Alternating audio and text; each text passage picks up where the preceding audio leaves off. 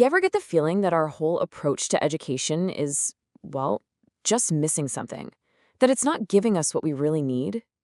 That's the big idea we're diving into today, from a source that offers a pretty radical new way to think about learning.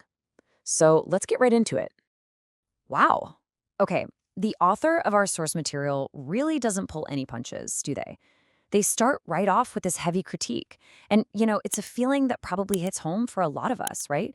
This idea that after all those years in school, there can be this tremendous emptiness. So, what's the deal? Where does that feeling come from? Well, according to this view, the problem isn't just that we're learning a few outdated things. No, it goes way deeper.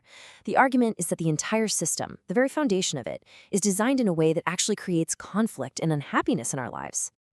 All right, let's break this down because this is a pretty intense critique. First, the system is totally goal-oriented. It's always about the next test, the next grade, the next degree. We sacrifice the joy of learning right now for some prize in the future. Second, it's built on competition, which the author calls a kind of violence, always pitting us against each other. And the result of all this? It creates people who are ambitious, sure, but maybe a little unloving. We learn exactly how to earn a living, but we never really learn how to live. And you have to understand, this wasn't just some abstract idea for the author. This was a conviction they felt so strongly that they actually quit their job as a professor. They left a note that basically said, "This isn't education, it's just sheer stupidity." I mean, that's a pretty powerful way to say you disagree with the system. So, okay, if the whole system is fundamentally flawed, what are we supposed to do? What's the alternative? Is there actually a different way to think about education? While the proposed answer is a totally different framework called the 5 dimensions of education. And this isn't about cramming more stuff into our heads, not at all. It's a blueprint for nurturing the entire human being. And just to be super clear, we're not talking about a few small changes here and there. This is a complete reimagining of what education could be. It's a system designed from the ground up to create people who are balanced, whole, intelligent, creative, and really connected to life. So where does this new kind of education start? The foundation is built on 2 dimensions that might sound familiar at first, but trust me, there's a really important twist. Let's look at the first two, information and inquiry. First up, we've got information.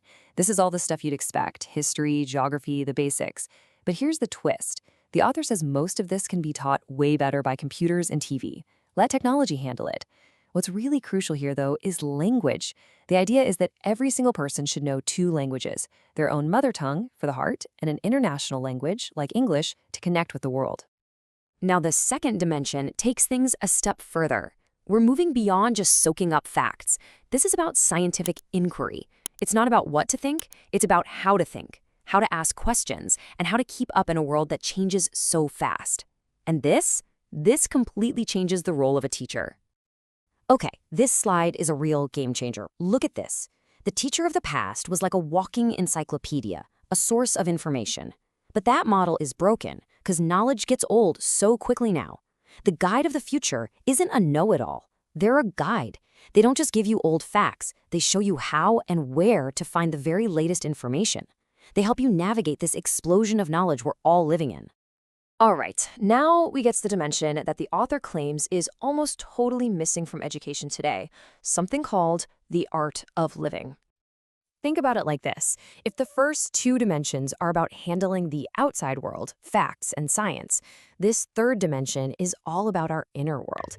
It's about learning about love and laughter and humor and having a real connection to the wonder of life itself. So what does this art of living actually look like? Well, it means teaching a sense of humor, encouraging laughter, something that often gets crushed by how serious school is. It's about emotional intelligence, right? Learning how to transform those difficult feelings like anger or jealousy into something positive, like love. But maybe the most important part is developing a deep, profound reverence for life itself. And that word, reverence, might sound a little fancy, but all it really means is respect. A deep and profound respect for all of life. That feeling is the very heart of this third dimension. So, once you have that foundation of respect for life, you can build on it. And that brings us to the final 2 dimensions, which take us into the world of creativity and something even deeper. The 4th dimension is all about art and creativity, We're talking painting, music, pottery, whatever. Anything where you're making something new. In this system, every single student would learn some kind of creative art. And look, the point isn't to become the next Da Vinci. It's about the act of creating itself. That's what the author says makes us feel, in a way, divine. And finally, we get to the fifth dimension. And okay, I'll admit, this one sounds pretty intense. It's called the art of dying. But hang on, it's not what you think. It's really about the art of looking inward. It's about exploring your own consciousness through meditation, becoming aware of this timeless part of yourself, and realizing that, in a way, there is no death. And this isn't just one single thing. This dimension includes a huge variety of practices. You've got Zen, Tao, yoga, Hasidism, but also martial arts like Aikido and Jiu-Jitsu, which are seen as a kind of moving meditation. The one thing they all have in common, they're all a journey toward knowing yourself and finding inner peace. So you take all 5 of these dimensions, you weave them all together, and what you get is a picture of a completely new kind of education. And what's the end results of an education like this? A person who is finally free from that trap of constantly comparing themselves to other people. When you nurture every part of a person, they start to understand that everyone is just unique, incomparable. That whole painful cycle of feeling better than or less than is just over. So let's just recap it nice and simple. Information is what we know. Scientific inquiry is how we know it. The art of living is all about how we feel. Creativity is about what we make.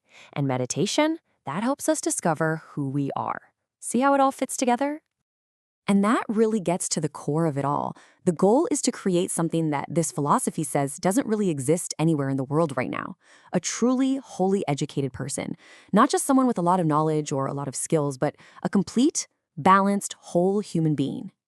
It's a really powerful and, provocative vision for what education could be. And it definitely leaves us with a big question to think about for ourselves. If you could wave a magic wand, what is the one thing you would change about education?